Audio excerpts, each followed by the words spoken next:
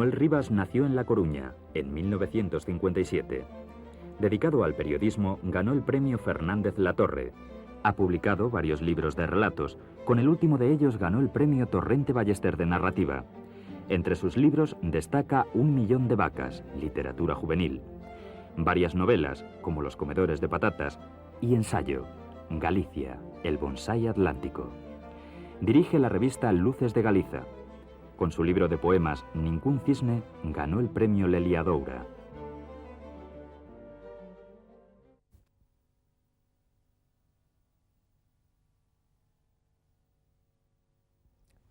Isto non é rock and roll. É unha cousiña branca. Alibanta rock and roll. Alibanta rock and roll. En el medio de la mare hai unha cousiña branca. Pero isto non é rock and roll. É unha cousiña branca. Que será, que non será, é o mar que se alibanta. Alibanta rock and roll, alibanta rock and roll. Ai, nena, querote porque non.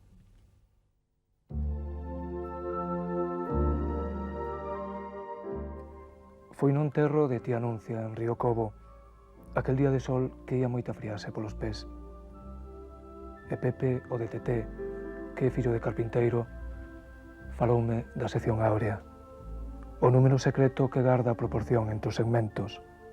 Así, o berce, os primeiros zocos, a sella e o pote, o hórreo, o carro do país, a artesa de pan centeo, a carta da América, o fol da gaita, o bordado do liño, o leito do amor, a culler de pau, a virxe das dores, a chama da candea. As dúas do rosario teñen esa álgebra que só se contaxia coa luz do pan na mirada da nai. A sección áurea, a medida tamén dunha tumba honorable.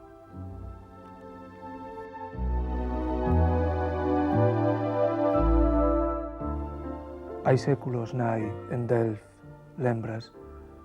Ti verquías o serro na casa de Johannes Vermeer, o pintor, o home de Catarina Bolnes, filla da señora María Cins, aquela tesa que tiña outro fillo medio tolo, Willem, se mal non recordo, o que deshonrou a pobre Mari Gerritz, a criada que agora abre a porta para que ti entres, nai, e vaias onda mesa do recanto, e co serro derrames as bolboretas de luz que o gado dos teus pastou nos farrapos verdes e sombríos de Delft.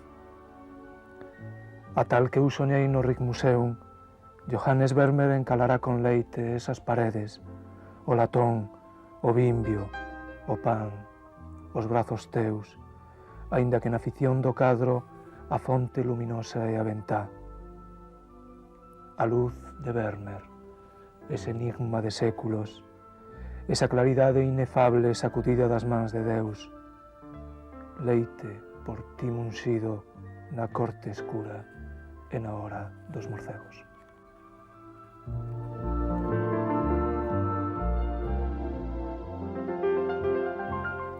E mandará Deus os anxos que separen os bos dos maos, e poñerán a uns a un lado co santo Abel, cos mártires, co pobre Lázaro, e aos outros con Caín, co emperador tirano e co rico avarento. E á dereita estará Pedro e á esquerda Xudas, o infame.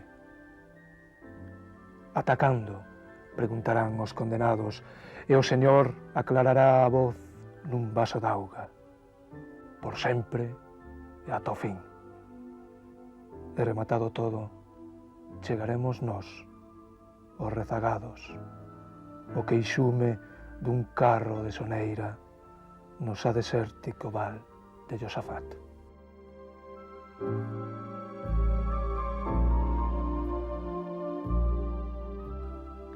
Muller tan lonxe como o nome tatuado no antebrazo dun xogador de billar. Muller tan misteriosa como un corazón de navalla na pel do álamo.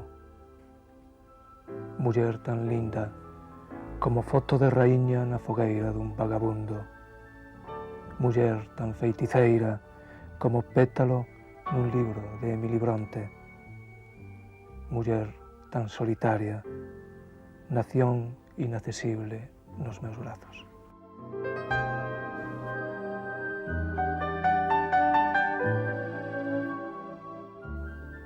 É outono. É increíble, dixo ela. Podo velo como se estivese dentro. Estás dentro, estás no outono, dixo el, pero sabía que non o escoitaba.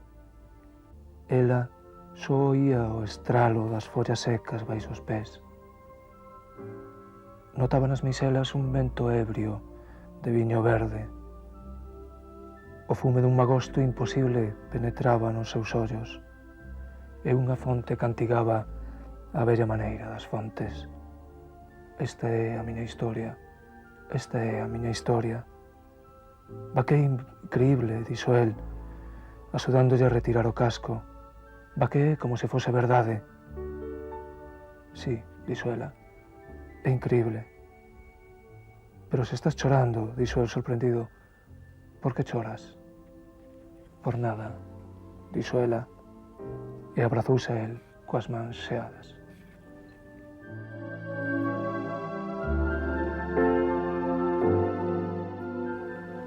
El era forte e feble como un marine yanqui. Ela, frágil e invencible como unha guerrilleira do Vietcong.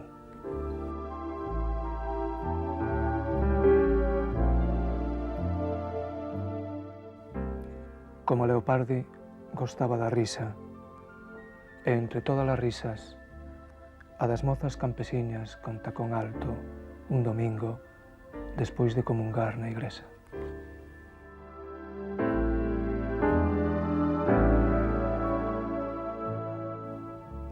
Odiábaos. Cría realmente que eran un cancro para a sociedade e a sentía cando o presidente aplastaba aqueles insectos diante do micrófono.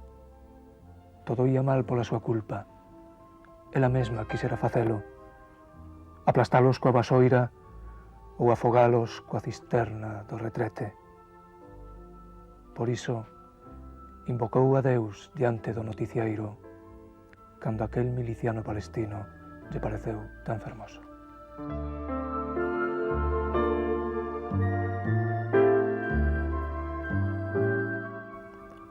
A esa hora chegaba a miña vella, susto cando Billy Duffy, o baixo de The Cult, daba aqueles pasos de Comanche.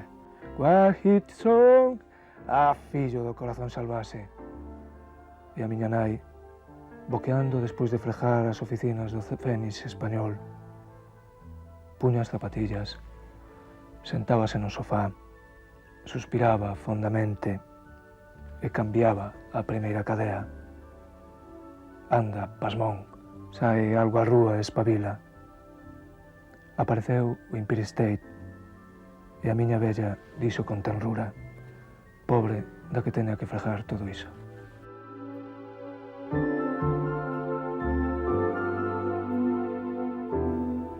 Eu lía o xornal e o neno rebolía. Decidín adormecelo co conto dun cabalo, repetindo 2 veces. Outra vez, dixo o neno, só outra vez o conto do cabalo.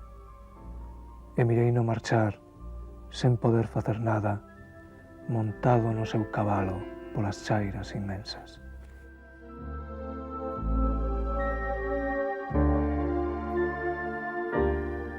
Non lanzarei un puñado de terra da miña terra contra ninguén. Ademais, non levo terra fresca. Vou tan baleiro como un vello sen televisor.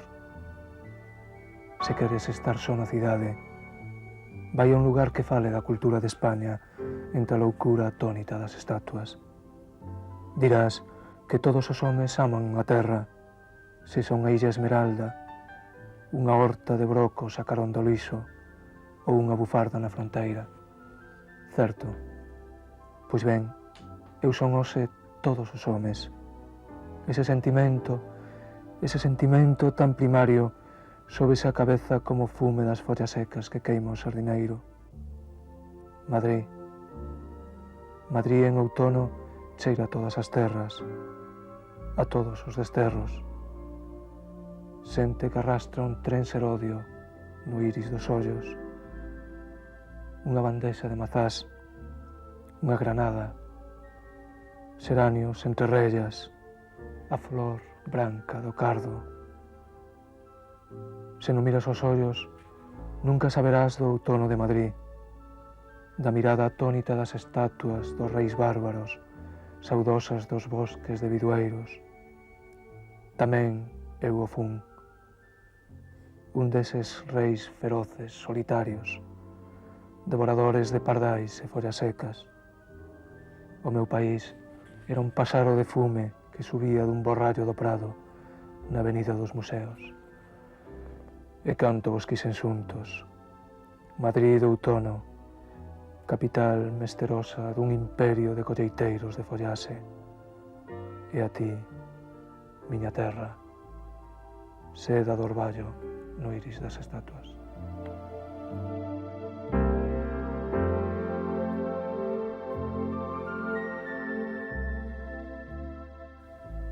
Coñecín algúns homes que levaron a bandeira vermella cando era pecado e fermosa como vaga da Cebro.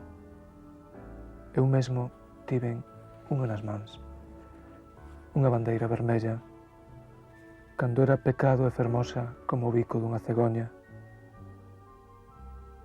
Oín decir que hai homes en Calcuta e Soweto que aínda levan bandeiras vermellas, fermosas como camelias nos dentes.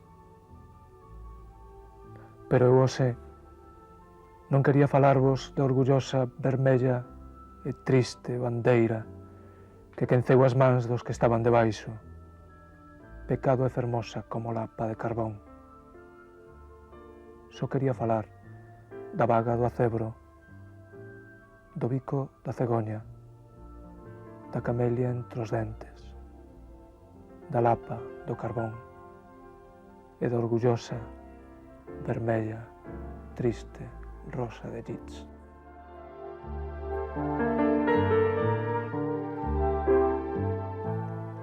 Foi no enterro de Antón Avilés de Taramancos, na parroquia de Boa. Halle gustar o sitio, ten boa vista, dixo a velliña dos ollos arrosados, cando a terra petou no cadaleito cos cotenos. Quen dixo que o pobo non recoñece os seus poetas.